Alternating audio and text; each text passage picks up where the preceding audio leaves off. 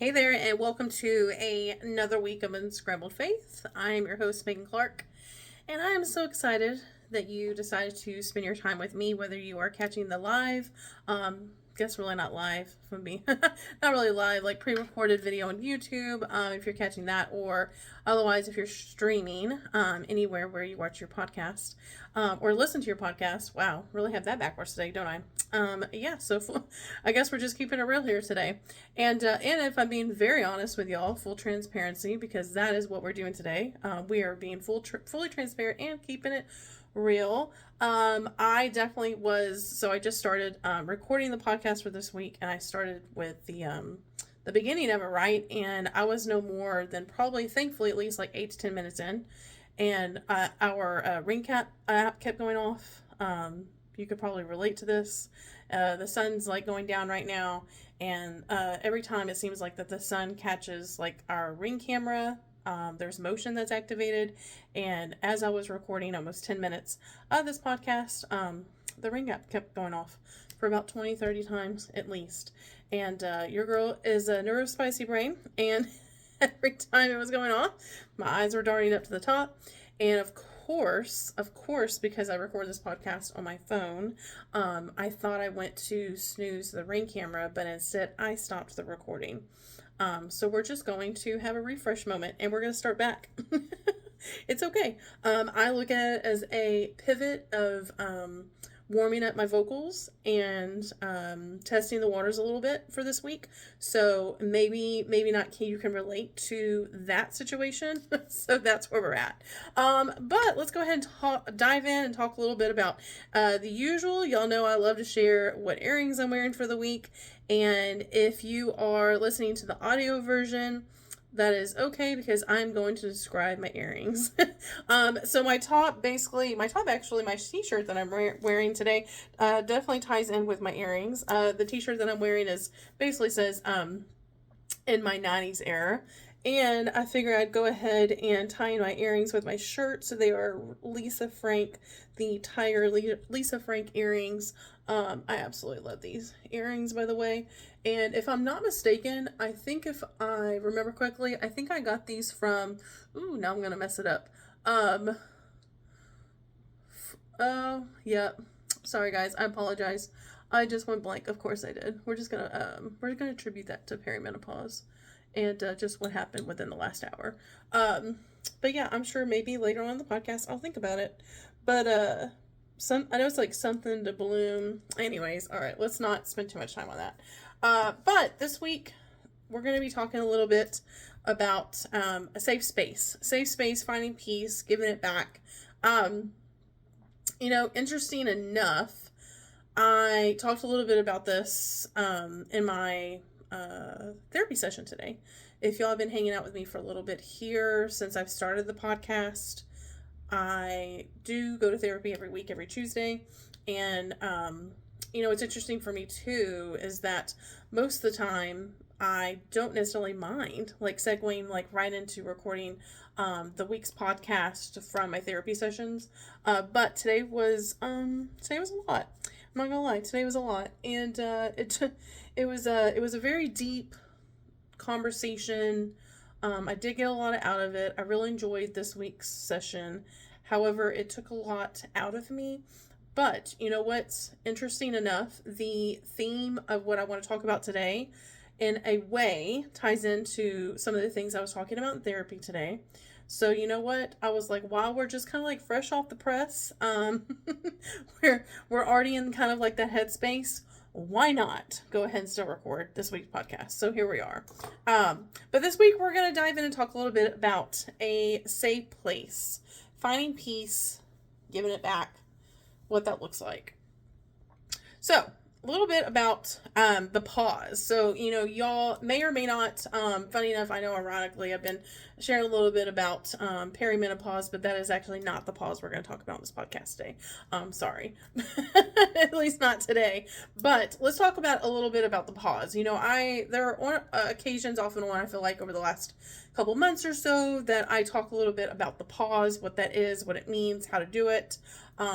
If you haven't done it, or maybe you're just getting started. So, when I talk about, especially specifically this week's podcast, when I talk about the power of the pause, what I mean by that is taking a moment when you are in a conversation with somebody like one-on-one, or maybe perhaps you're in a group setting and you're having a group conversation, or there's multiple conversations happening, but taking that moment and pausing. So what I mean by that is giving your brain a moment to process what it is that you feel like that you want to say, that you want to share, and process it in a way of pausing and reflecting and thinking to basically yourself internally, like, is this something that's going to add substance to the group? Is this something that's worth sharing? I know for myself, I think about on a lot of times when, especially being like neurospicy brain for sure, but in the past, I know that when I have been in a conversation one-on-one or a group setting, I get overly anxious, overly excited to want to share something, especially if it's a topic of interest, right? Or if it's something that I'm knowledgeable in, like an area that I'm knowledgeable in, or maybe perhaps I'm just having a really good day, and whatever the case may be, and I'm just so overly excited to share what it is that's on my mind. What happens is I find myself almost like meditating on what I want to say. And then what happens is that my brain blocks out everything else that's being said, whether it's that one person that's sharing with me or multiple people that's interacting in a group conversation. And I'm just so focused in, zoned in, like really zoned in on what I want to share, what I want to say, that like I said, I miss everything that's happening around me, right? And then what happens? Typically, then I am so afraid that I'm going to either get passed up or miss the opportunity to share what I feel is going to bring value to the conversation that I'm so excited about, whatever it is, that I just blurt it out, right? In the past, I've just blurted it out, I've gotten it out there, and then I go through this mental process of like then feeling like awkward and rejected and judged, and then I'm just like, was I like rude? Or I had a hard time, I have a hard time then like reading other people's like emotions and registering like how are they processing these things. And then more than likely, because I spend so much time processing and thinking through and overthinking really what I want to say, everyone else has kind of moved on from that point, and then that's what really makes it awkward.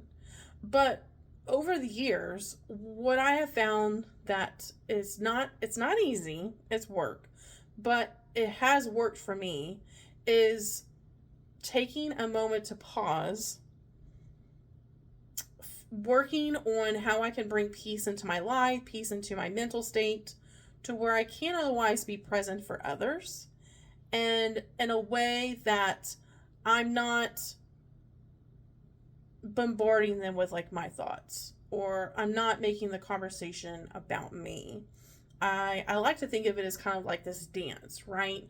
Where this like back and forth seesaw kind of notion, this dance where, I have somebody that's in a conversation with me and they're sharing a little bit, right?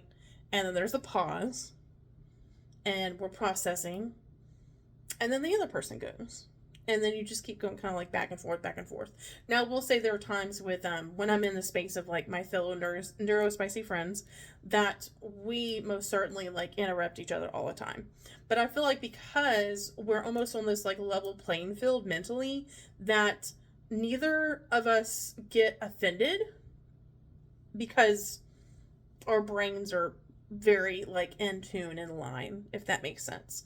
Otherwise, if you get a group of individuals that, you have some neurospicy brains, but then you have others that are like neurotypical brain, and then that to me is where it's very, very, very important to consider the pause considering that moment where you're pausing. And, a lot of times I feel like that I can learn more from those that I'm having a conversation with. I can learn more about them. I can learn more about myself. I can learn more about maybe perhaps some advice or things that they're telling me that I'm like, oh, you know what? That reminds me of like this other person, and how I can apply that to like that other conversation that I'm going to have with that other, individual.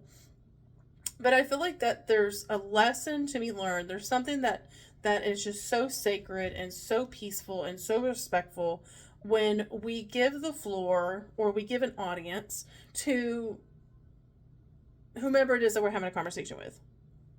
And, I will say, again, like it's a struggle. It's a struggle for me to like kind of like, and then be like, there's a time and place for me to like say what's on my mind, right? Or whatever I'm thinking. Because the way I see it is that if someone comes to me with something that they want to say that is on their heart, or maybe something they're really excited about, or maybe there's an accomplishment or an idea that they have, or something new that they've tried, whatever the case may be, if I have somebody in my life that's coming to me and they're having a conversation with me, that should automatically tell my brain that this person felt that in their heart, whatever it is that they're sharing with me, it felt to them that it was so important that they wanted to share the space with me, and then share that information with me and have that conversation and bring that into the space that we're in, right? Because I feel like that when it comes to conversations, like, I don't want to take it for granted anymore. Like, I want to make sure that I'm not only saving space for those that are kind of like in my circle, those that even like I cross paths with for a short period of time, that I interact with. I want to make sure that there is an understanding that they feel safe when they're in the space. I'm holding space for them. I feel like that when we have conversations and when we're talking to other people and individuals that are in our lives, it's a two-way street, right? And it's hard, I feel like, whenever we don't otherwise get that from the other person. But the power of the pause is so important, because when we pause and we listen to somebody else, the quiet, the peace that comes from that is so much louder, and there's so much more of a prominent presence whenever we pause and we give, again, space and the floor to somebody for them to be able to have their moment, for them to be able to share. Whenever I am in a group setting or a one-on-one conversation, I almost have like this way, like my brain almost is like, our brain, obviously, I know, are like constantly working, but I feel like for myself, I'm almost like mentally like taking notes in a way, mentally taking notes of what somebody's saying, and something comes to mind that I want to contribute to the conversation. I pause and then I ask myself, like, okay, is this important for me to like add in to like the conversation? Or is this, and I feel like it's almost like, is this a moment for me to learn, or is this a moment for me to teach or share, if that makes sense? And I feel like I'm constantly asking myself that every day, daily, whenever I am having interactions,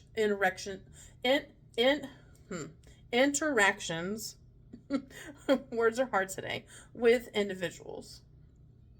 Because I feel like that if we don't give the space to pause, most of the time what happens is that either we're so caught up in what's happening up here in our minds, right? We're so caught up with mentally, whether it's like a trigger, whether it's brings us back to like a memory that we'd rather not remember, or maybe perhaps somebody else came to mind that's been through that, or we feel like we're like, oh, I've been there, done that. No, we actually have not been in other people's shoes.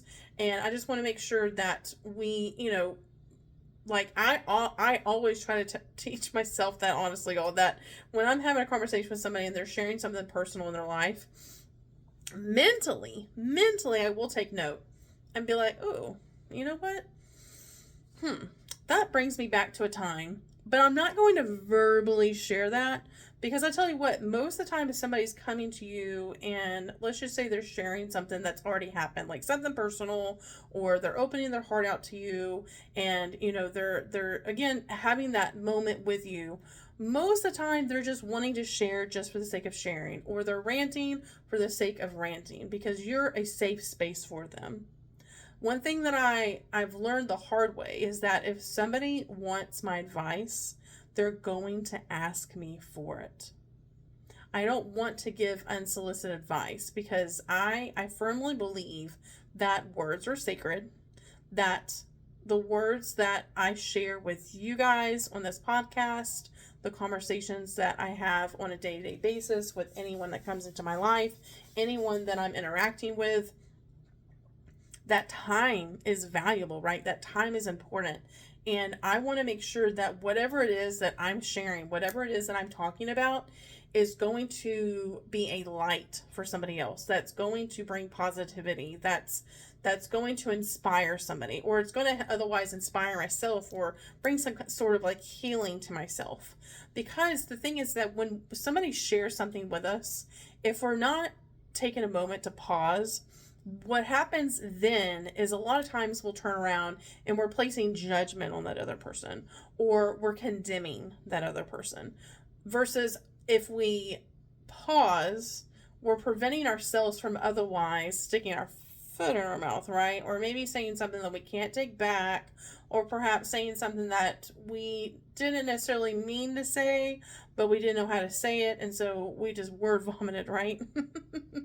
That's the only way I can explain that. So if that's gross, I'm sorry. But when we pause, we're saving ourselves from a lot of that. One of the things that I can definitely say for myself is that I do thank God for keeping me from walking down a different path. One thing I shared with my therapist, I think it was last week, was that I've noticed in this last couple months, last year of my life, there either have been individuals that they're still in my circle, still like in my community, or maybe I've crossed paths with them. Basically people that at one time or another I've been affiliated with, that have reminded me, in not the greatest way, I'll say that, of how my life otherwise could have turned out. And I want to make sure that I say that, not like I don't want to be like, oh, I'm going to say it perfectly, but I don't want to say it like in a way that I'm not placing judgment on these individuals.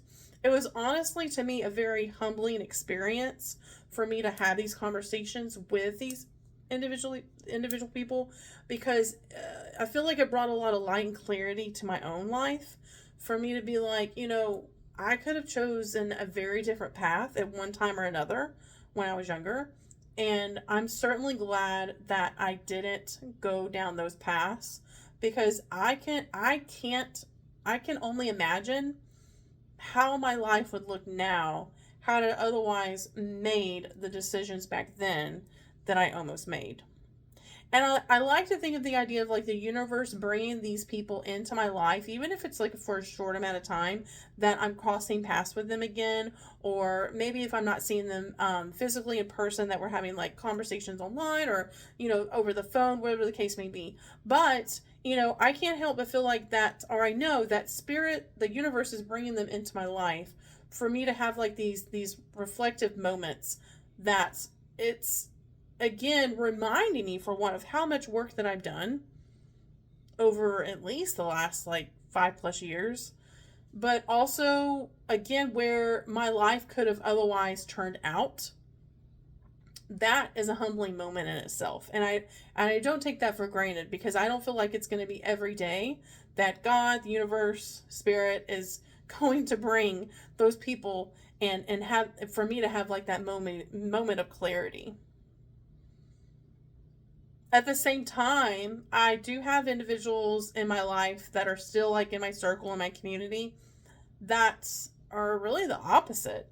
That they inspire me on the daily, that I strive to be a daily better version of myself than I was yesterday. And I really cherish, and I'm really grateful that I do have those in my life that are not only making an impact with those around them, but I'm in all of them, and then they inspire me to constantly just, again, like, keep working on myself and then keep showing up for myself. I feel like that when it comes to, humility, and again, the pause, getting uncomfortable in the silence, being present in the silence can honestly be louder than placing judgment on somebody. It can make more of an impact on that individual than placing judgment on them. Because, when I think back on a lot of the decisions that I have made in my past, it humbles me in a way that I can have a conversation with somebody that maybe they're going through a really hard season of their life, or maybe they've made a lot of wrong turns and they're trying to make their way back, or maybe they feel like that they're so far off the path from having a relationship with God that they're really struggling in their faith. One thing that I humble myself in is, for one, pausing and listening to that person, but it leaves me in awe because I can't help but reflect back on, like, the decisions that I've made and the path that I have actually taken and the work that I've been through and all the things, right? And it's a really humbling and just incredible reminder, honestly, that I've come a long way. I feel like it's a check moment where it's like I check myself, I'm checking my faith, and it's like God nudging me and just reminding me, like, hey, you've done some work. The work's not done. The work is never done, right? Never done. But that's good. I'm grateful for that. I'm grateful for, to have those opportunities that I otherwise, again, am reminded of, like, even when I feel stuck, even when I feel like I haven't made progress, even when I feel like, maybe my life isn't exactly going the way that I thought it was going to go, like 15 or so years ago. But when I have these individuals that are, like, crossing in my direction, I'm crossing paths with them, I'm having conversations with them, I'm very grateful to God for giving those moments. Because then, once again, I'm able to, kind of, like, come back and, again, humble myself and be like, man, I've been through it. And then what happens is that it's almost like this light bulb that goes off for me.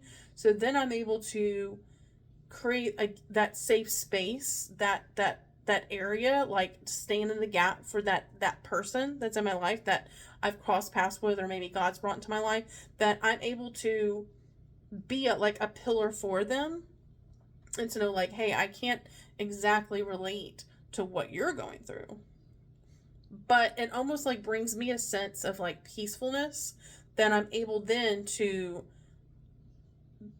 be strong enough for that person, like, as they're going through what they're going. But I feel like it is important to be a safe space for somebody. So let's talk about becoming a safe space. So let's talk about, maybe perhaps you're in a season of your life, or you're in a time of your life where, like, you know what, I want to be a safe space for somebody. How do I do that? Or what does that look like? Maybe perhaps you already are being a safe space for somebody, but you're just not really sure of, like, what that looks like. So this week we're going to dive into John chapter 8, verse 12. And I actually already have my Bible open up to the specific scripture. This is actually one that I can't say that I've come across recently, but beautifully spoken. And for sure, I just love so much that it's, like, going to tie in what we've been talking about here during this week's podcast. But so again, we're doing John chapter 8, verses 12. So when Jesus spoke again to the people, he said, I am the light of the world. Whoever follows me will never walk in darkness, but will have the light of life. So when I think about that, I think about, again, when, we've had moments in our life when we've walked past that were not so great, that were, a darker time. Maybe perhaps that you've had a season, or maybe perhaps the vast majority of your life you've been through darker times. What I feel like is, what's so important is for us to turn around and be a beacon of light for somebody else that's going through something. that to me ultimately is kind of like feeding into like being the hands and feet of Jesus. I feel like that God, wants us to not necessarily relish and hold on to all of like the past hang-ups and the poor decisions that we've made and the wrong turns that we've made, but instead humble ourselves enough to, be like, what? Even the ones, honestly, like, even if you're going through it right now, I know that we can all think of a time when we had once before in the past gone through a tough time, a tough season, a tough time. And then what happened? It got better, right? It gets better. It does get better. And if you're listening to this and maybe perhaps you're like, you know what, Megan? I'm really going through right now, and I'm not even honestly sure if it does get better. I'm not even sure if I can see the light at the end of things. I'm here to tell you it does get better. It does get better.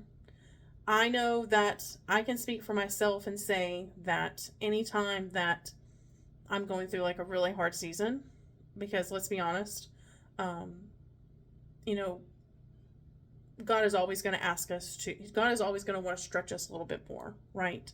Anytime that we get comfortable, anytime we get complacent, that seems that every time that happens, that like God comes into our life and wants to like shake things up, right? He wants us to get uncomfortable. He doesn't want us to stay comfortable. He doesn't want us to stay still. So then typically what happens is something comes into our life, right? That's like unexpected. It catches us off guard. Whether it be like a feeling, maybe, emotions that we're going through, or maybe a memory that's popped up, or whatever that looks like for you. And then it disrupts us, right? Because, things are going like really smooth for a while, and then we get this disruption.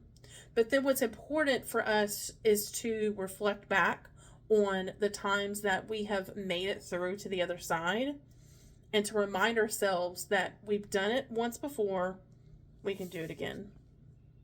So again, when it talks about in John chapter 8, verses 12, when, it's important for us to be a light of the world. And whoever follows God will never walk in darkness, but instead have the light in their life. I feel like that if you find yourself this week, maybe your thoughts are just not that great. Or, maybe perhaps you have somebody in your life that is not that positive light. Maybe have somebody that you either work around, or you have in your family environment, or you're interacting with at one time or another through your week, and they're not a light. They're not a beacon of light for you. In fact, they bring like a heaviness, like a connotation, right, of like heaviness or darkness, or there's just this heavy cloud that's like weighing over them. Remind yourself, and I'm here to remind you, that God is ultimately the light in your life. Continuously keep pouring into yourself, and you will get to the other side of it. You will get to the other side of it. But, if you are in a space where I feel like that it's one or the other, I feel like, we're either going to be in a season of life where we can be a safe space for others, or we're in a season of life perhaps where we're needing really somebody to show up for ourselves, for us, and be that safe space for us. That safe place. That's a mouthful. One of the things that comes to mind when I'm, as I'm talking about all this, is that, my husband and I, we've had our house for, I'll just estimate, well over 5 years, right? And at least 5 years-ish, maybe a little longer. And one of the things that I take pride in, that some of my friends have told me, that I don't really think about it, but it is a nice compliment when they do tell me, is that I have had friends over the years who have openly shared with me that they're just thankful that our house feels peaceful, that our home feels like it's a safe space, that they're comfortable, that there's like a sense of calmness in the air. Like what's funny is like, it's not like I'm doing anything, like I can only mentally like, picture, when somebody tells me that, I know they don't think this, but I jokingly, think to myself, because I have like a weird, quirky sense of humor. All I can think about is like, do they think that I'm like saging the house, like, loud music, dance music playing, and I'm just like running about around throughout the house, and I'm just setting the tone in the house, and I think of like, I think of the movie, what is it, The Proposal, with Ryan Reynolds and um, and Sandra Bullock. And and Betty White. Oh my gosh, Betty White. And if you know, you know. But it's like the scene with like Betty White, and she's got like the little seance of the the fire pit going, and that's what I think about. I'm like, does somebody know? Like, is that what they think about in this house? Like that I've, how I'm creating like peacefulness in the house. And but I mean, what's interesting for me is I don't feel like it's the house per se when they say that. I feel like it's the people in the house. If you're picking up what I'm putting down. I think it's the people in the house. I don't think it really has anything to do with the house. Because, that would be like materialistic, right? Like, I mean, of course, like I do create a cozy environment. I'm not saying I don't. I've got like, I love having like blankets, and I will say that when I do have company over, I do want them to feel like at home and comfortable, like it is their home. So I have, the comfy pillows, and, it's scented, there's fragrance throughout the house, and, right out the gate, there's like comfortable blankets, and I feel like, but I feel like ultimately what it comes down to is who's in the house, right? Like I want to take a moment and, say, yeah, I feel like that, whoever you're sharing space with, if you feel like, man, every time around that person, I feel at peace. I feel comfortable. I feel safe. Friends, it's because of the person that you're around. That's what I mean, I definitely take it at, I value what my friends are saying, of course, when, they give me that incredible compliment, and they're like, your home just feels so safe, and I feel at peace. But I know it's ultimately because of not only like the friendships that I have, the relationships that I have with these people, but also the sheer fact that the work that I've been doing in myself, and for me to, not only working on myself, but just making sure that I'm creating, again, like that safe space for them, that I want them to know that, you're coming into my house, and I hear enough of my voice throughout the week, whether I'm doing a training on YouTube, or, I'm doing this podcast for the week, or I'm in therapy, and like, I hear enough about myself. And so when somebody comes into my house, I want to hear everything about them. Like, I want to know what's going on in their life. I want to know all the things. And I love that so much because, I think about like my life personally, and how there are a lot of times when I don't have that space necessarily, other than the person that I pay once a week. I don't always have that space to be able to have like that deep and meaningful and thoughtful conversation with somebody. And I feel like just like I treat my friends how I otherwise would want to be treated with my friendships, if that makes sense. I do the same thing for conversations, and when people come into my house, I want to make sure that they leave my house feeling valued, that they leave my home feeling seen and heard. Because I don't know when they go back home what their experience is. When they go back to like their workplace, when they go back to their home environment, I don't really know what that looks like for them. So I want to make sure that I'm providing that for them as much as I can. And a lot of times that does mean that I have to do the work myself. And it is constant, every day, every week work. But it is so worth the while in the long run. I feel like that when we do that, we're not only, when we make sure that we are a positive light for others and those in our life, I feel like that, I also feel like I've been saying that specific couple of words a lot during this podcast, so I'm gonna apologize. Oh my gosh, I scrolled there. But I'm gonna try not to say it again. I do want to encourage you guys to ask yourself, take a moment this week and ask yourself, are you a place of refuge for others? Do other people in your life feel comfortable and safe enough to come to you for conversation? Maybe even if it's just sitting in the silence. I think it's important for us to ask ourselves that. I know that I want that for myself. So the only way I know that I can hope for that and strive for that is to provide that to others. I can't selfishly ask. I feel like I can't. I tell you what, like, it's like me having a conversation and praying to God and asking God to bring people into my life that I can have conversations with and I can rant to and I can feel at peace with and I can feel safe with. And then I'm not doing it in return. It's kind of like whatever we put out into the universe comes back tenfold, whether it's good or bad. I like to think about it as the same way as I want otherwise somebody to hold space for me to feel at peace, for me to feel like I can open up to them, that I can let my guard down and ultimately be myself. But in return, I absolutely have to do that for others.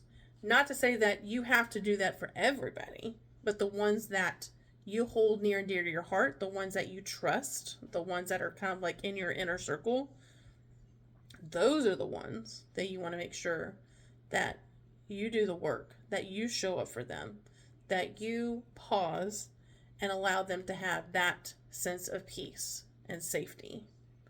Because I promise you, if you do so, and it's not easy, but if you do so, you will get it back in return.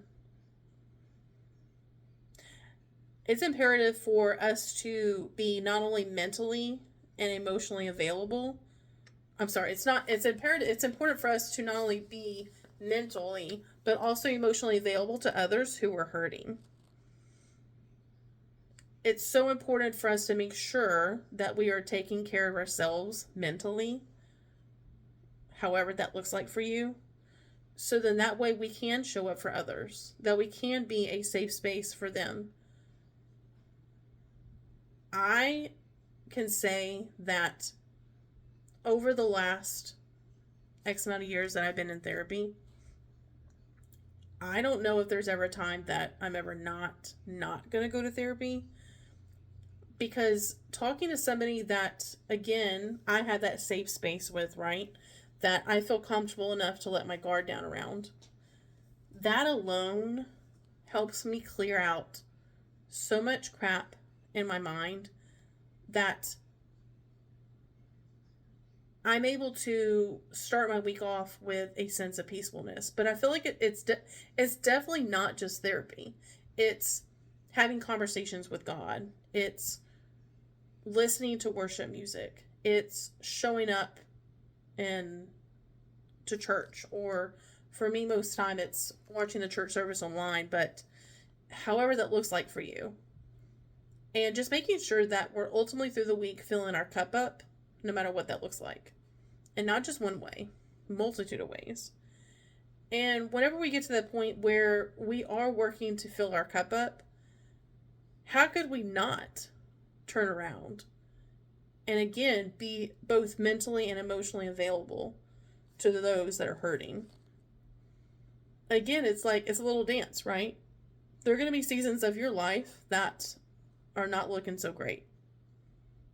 But I hope, and I can only hope, that you have at least one person that can be that pillar for you, that can stand in the gap for you. So then that way you can otherwise let your guard down and you can heal and you can navigate this ultimately dark, hard season of your life. But when you do come out from the other side of that, be emotionally, mentally available for that person that God places in your life that He needs you to show up for as well. Think about what does life look like? Living in peace, giving peace. What does that look like? Like if you were to reflect on that, what does that look like for you? What does it look like to live daily in peace, or to give peace to others? One of the things, that I think about when it comes to living in peace is when there was a time in my life where mentally I just thrived on chaos. All I knew was chaos in my life. I would say the vast majority of my life, my upbringing, my childhood, my adolescent years, my teen years, all I've ever known was chaos. All I've ever known was certainly not peace. I'll tell y'all that. It was chaos. It was making sure that I was always one step ahead to predetermine how somebody was going to react. My life was very unpredictable, and I did not like that.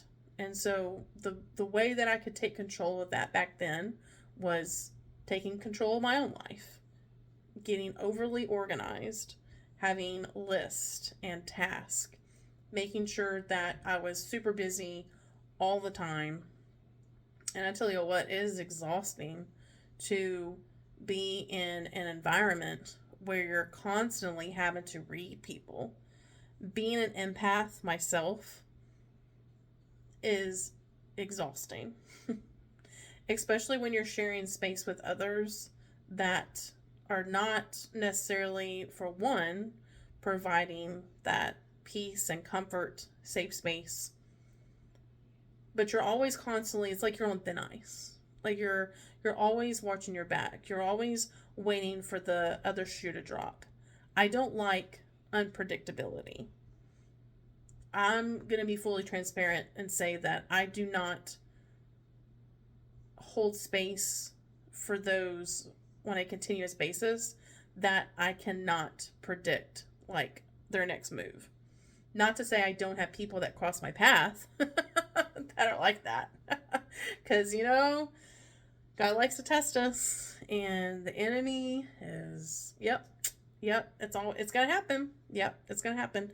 But we have control over that, right? We have control we have to set those boundaries and make sure that we ultimately can decide who we're going to, again, save space for, and who otherwise we're going to set boundaries with and keep at a distance if we ultimately cannot get them out of our life. But to live in peace, y'all, it's incredible. And it's not to say that I have peace every single day, but I can say in my life, like, my spirit is at peace. And it's crazy to think about, one of the things that I remember I talked about with my therapist a while back was, when I start describing and talking to somebody about the version of myself that I used to be, the person that I used to be, it's like I'm reading a book. It's like I'm reading a story about somebody else's life. And I laugh a lot of times when I'm talking to somebody about this version of myself that I used to be, because it does not feel real. But I know it's real. It's very real. And I know that person once existed. And I don't think that's just one thing that ultimately got me here. But what it is it's baby steps. I know for a fact that there's not one right or wrong way to go about transformation and healing and processing.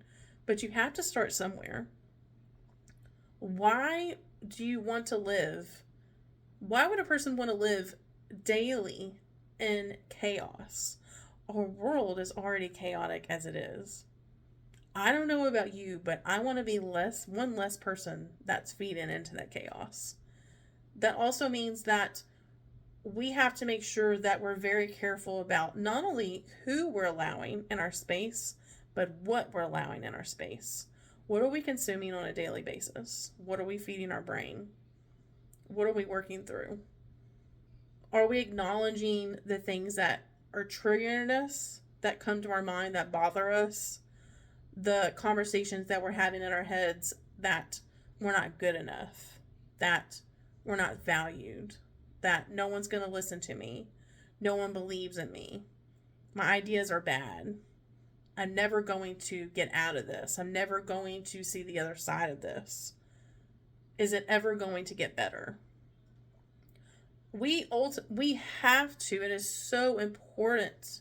It is so important to make sure that we show up for ourselves on a daily basis, because no one else is going to show up for you.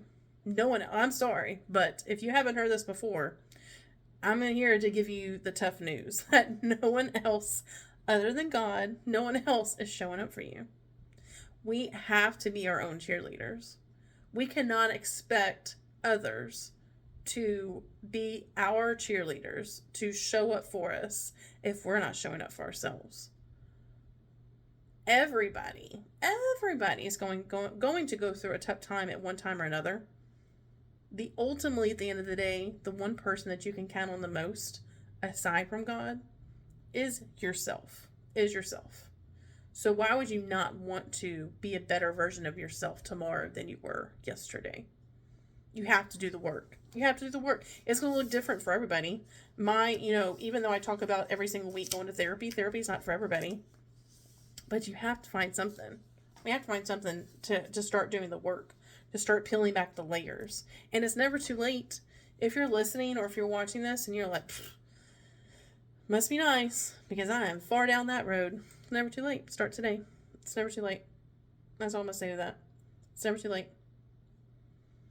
One of the things that I can say is that due to the fact of the work that I've done within myself, the fact that I take great pride in the fact that I can sit here and say, like, I ultimately, not that I don't have bad days, like I said, we all have bad days, or tough seasons, but I can ultimately say, like, I'm a peaceful person. I am a peaceful person.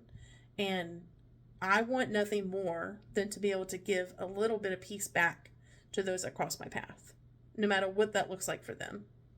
That's going to look different every time, right? But I'm just so grateful that God has brought this presence of peace in my life that I ultimately feel like it is my responsibility.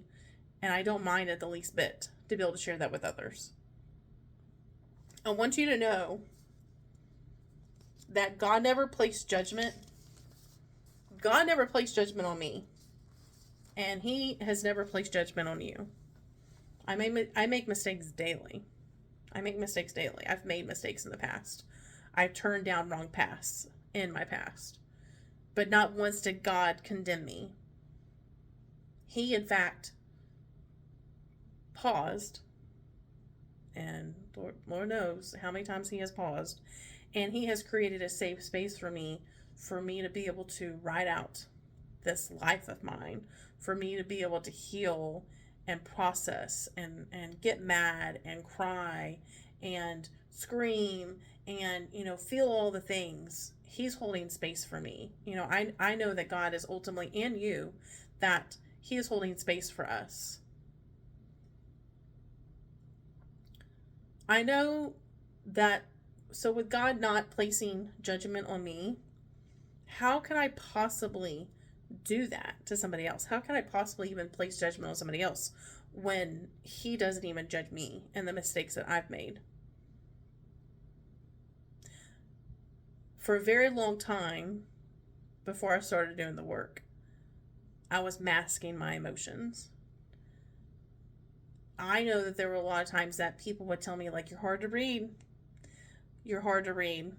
And I knew that, because back then I took pride, and I was very proud of the fact that I could mask my emotions. In fact, in the past, I've been known to say that I chameleoned my way through life. But the reason being is that I didn't want people to know when I was hurting. I didn't want others to know that they were getting to me, that they hurt my feelings. Because whether it was in my upbringing, whether it was like the schools that I was attending, individual people, period, that were across my path, I never once wanted them to know. I didn't want them to play on my weaknesses. I didn't want them to know my emotions. And I was never allowed for a very long time, I was never allowed to have a safe space to feel my emotions. So I learned to push them down. right? I learned to pocket them. I learned to file them away. That, and of course, we could say all the little like cliche sayings, but you get it, right? And whether or not you can relate to that or not, what happens over time is you become like a hardened person. A wall goes up, and it gets harder and harder as time goes by and as you get older. And I was letting less and less people in on my circle because I didn't trust them. I kept people at arm's length, and I certainly didn't want like physical contact with them, let alone let them in on the not like the dark, creaky, not so pretty parts, of my life. I very, very seldom let people in, and I very rarely had even conversations with others because I just didn't want to feel vulnerable. I didn't want them to see, me behind the mask. I would say in the last year or two, I know that part of that has to do with my age. It has to do with perimenopause, but it also, more importantly, has to do, I know, first and foremost, with not only the relationship that I'm continuously working on with God, but also the fact that I'm showing up for myself and I'm doing the work. I'm doing the hard work. And I know because of that, I'm now in a season of my life where I'm comfortable with being vulnerable. There was a time when I would be crying, and I was crying because I was the one that was sad, that I was the one that was depressed, that I was the one that was emotionally and physically burnt out, that I had nothing left to give. And it was just this outpouring of emotion because there was a time when I was younger that I was not allowed to cry, that I didn't feel safe enough to be that vulnerable, to let my guard down. So then as I got older, I found myself scheduling out time to cry. Whether it was maybe sometime after work, I would stay in my car a little bit longer before going inside of the house and I would cry it out. Or maybe perhaps you're one of those like myself that would have a good shower cry. Because if you're crying in the shower, no one's going to hear you, right? Because the water's already flowing. Or, you could have found yourself, like myself, that got engulfed in a movie or a TV series, and you got so interconnected with the people in the show that you felt like they were your friends, that you felt like there was a connection that you had with them, so much so that whenever something devastating happened, you also found yourself crying your eyes out. Maybe you can relate to that as well. But those are a couple instances of mine over so much time that I scheduled, or also, in other words, allowed myself to cry. In the last year or two, I have noticed that when I am crying, it's out of joy. It's out of the fact that I'm just so grateful for being present in the moment, for me to feel the things that I cry when I'm able to relate one time or another to whatever it is that somebody else is sharing.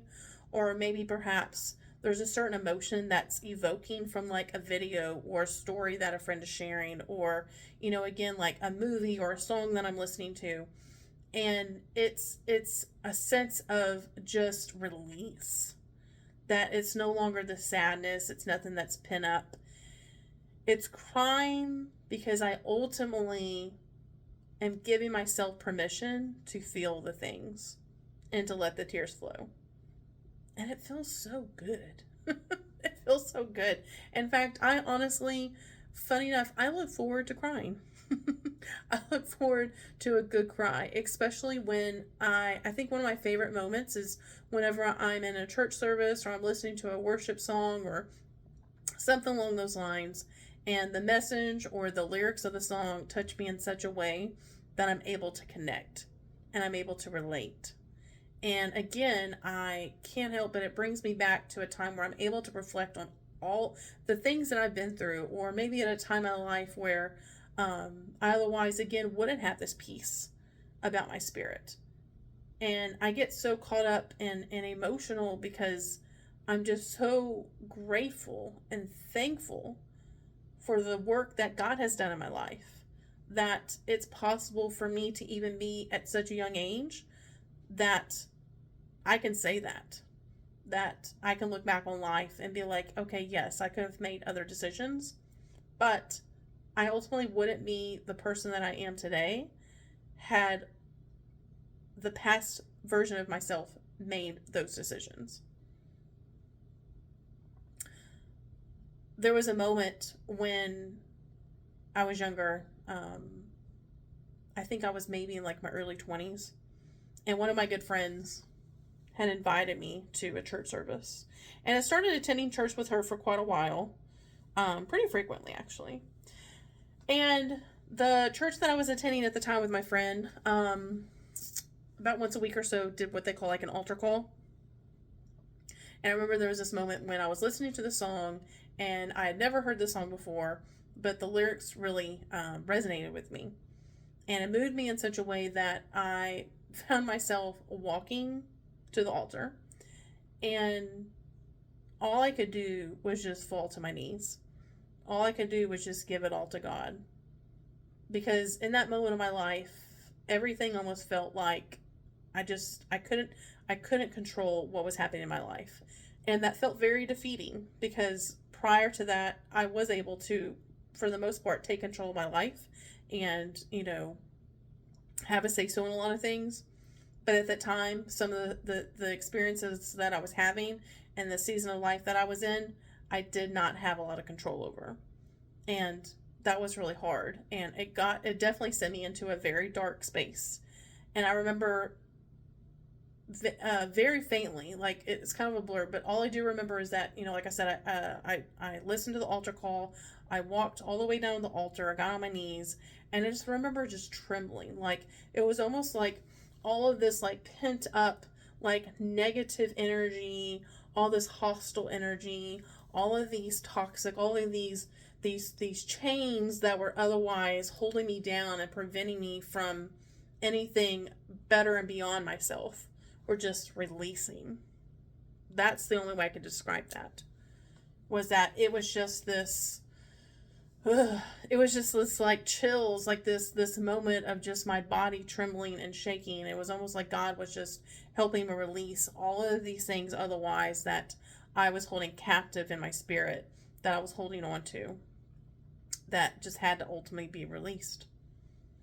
And I just remember from that day on, even though it was certainly a uphill battle and there were moments that were harder than others, that I knew in my heart that God was like, I got you.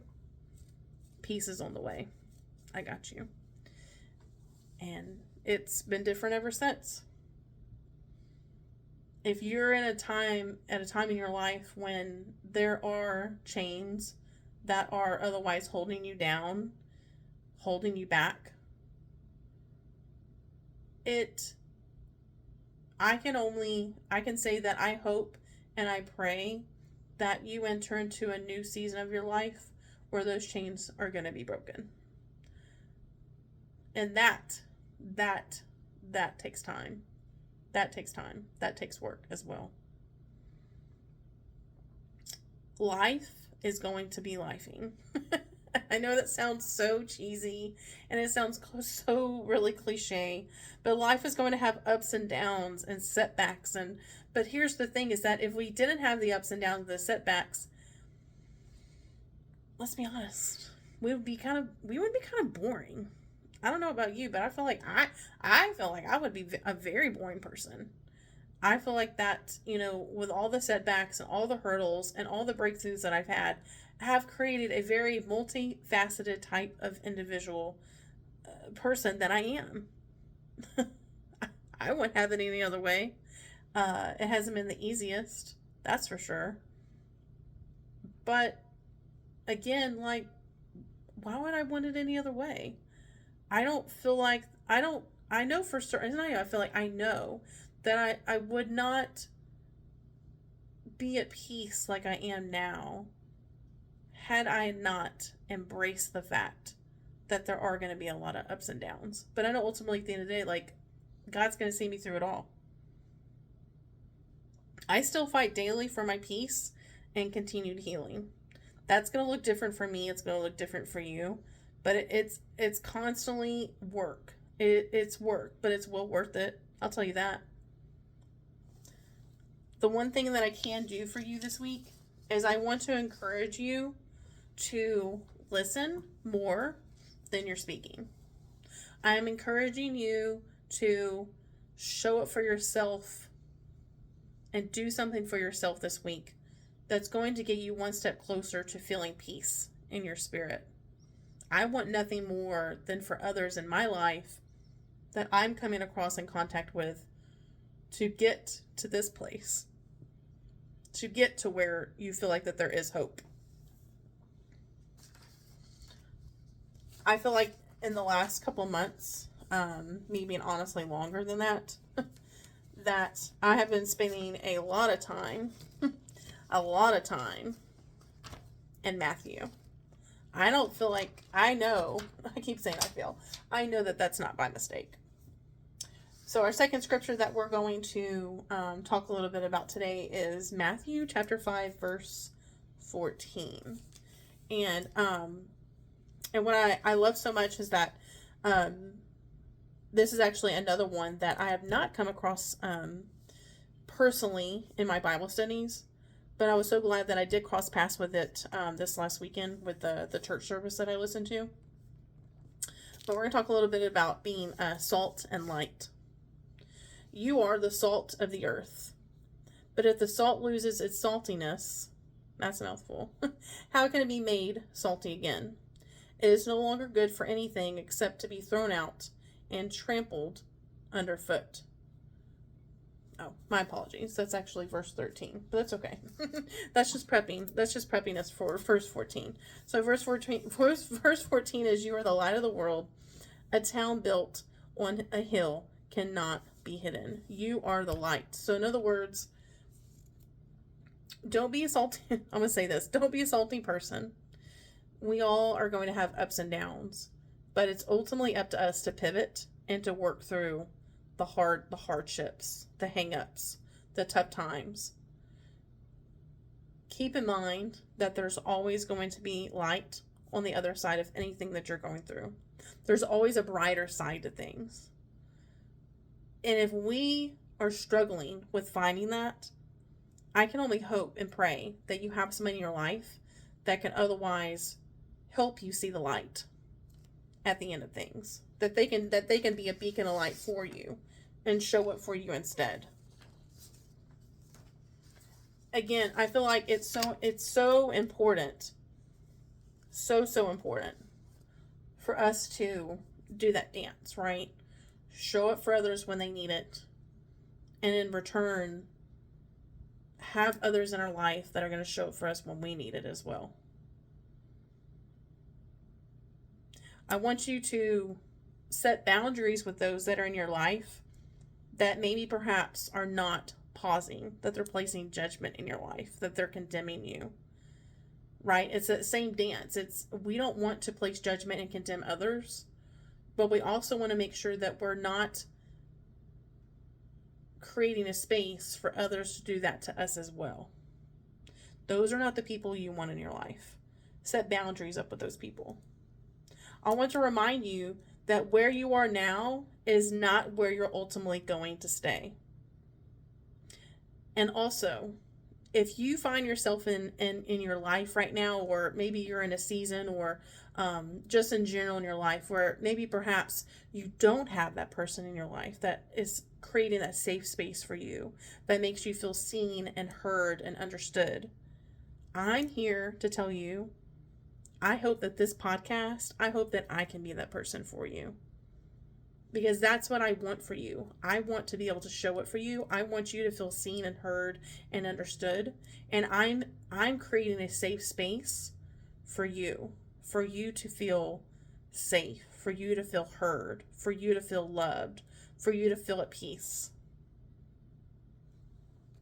I invite you to share this podcast with somebody that is a beacon of light in your life, or perhaps needs that light in their life. I would love it so much if you could share your story with me in the comments leave me a review. Let me know a little bit about your story, maybe perhaps where you're at. Or feel free to reach out to me one-on-one as well. But, friends, I wish you peace this week. Peace in your life, peace in your workspace, peace for you in your life at home, your family life. Thank you so much for hanging out with me. I hope that you at least got one takeaway from this podcast. I'm just so honored and I'm just so grateful that we can have this time together. Thank y'all so much. One way that you can help continue and, help me get the word out, help me get my podcast out, others to be able to continuously, see our content every week is not only giving me a review or perhaps giving me a thumbs up, letting me know in the comments what your key takeaway was with this video, and share it with somebody else. But thank you so much for hanging out with me. I hope you have an incredible rest of your week. And until then, don't forget to unscramble your faith and find clarity in the chaos. Bye, guys.